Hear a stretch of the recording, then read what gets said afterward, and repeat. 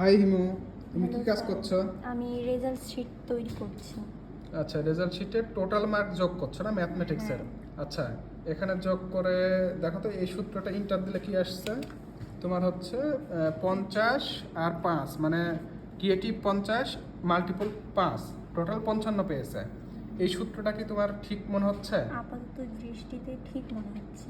আচ্ছা, ঠিক মনে হলে একটু ভুল আছে, কারণ কি তোমার ম্যাথমেটিক্সে 100-র মধ্যে পরীক্ষা, কিন্তু লিখিত কত বলো তো 70 এবং এমসিকিউ হচ্ছে 30।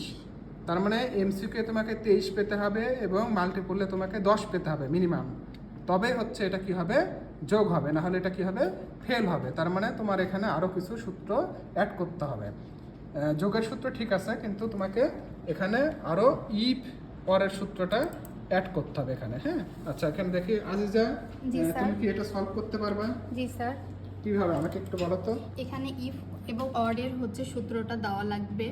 যেমন হচ্ছে এটা 70 মার্কের পরীক্ষা হ্যাঁ, হয়, হ্যাঁ, 70-এ 23-এ পাস, তাই লেস দেন 23 দেওয়া। আর এটা হচ্ছে এমসিকিউ 30 মার্কের পরীক্ষা, 30-এ 10-এ পাস, তাই এটা D17 লেস দেন 10 দেওয়া। যদি এই দুইটা এই মার্কের থেকে কম হয় সেক্ষেত্রে 0 হবে, আর যদি 23 আর 10-এর থেকে এই দুইটা যোগ করে বেশি হয় সেক্ষেত্রে সঠিকটা বসবে।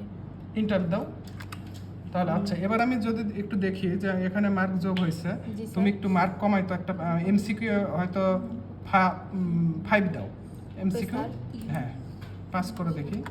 হ্যাঁ, ইন্টার। এবার এই তো কিন্তু এই যে স্যার। 0 আসছে, মানে জি। আমাদের ফর্মুলাটা এবার সঠিক আসছে। এমসিকিউ এসে ফেল করছে বিধায় এখানে মার্কটা টোটালে 0 0 এসছে। আসছে। হ্যাঁ, সুন্দর হয়েছে, ধন্যবাদ তোমাকে। থ্যাংক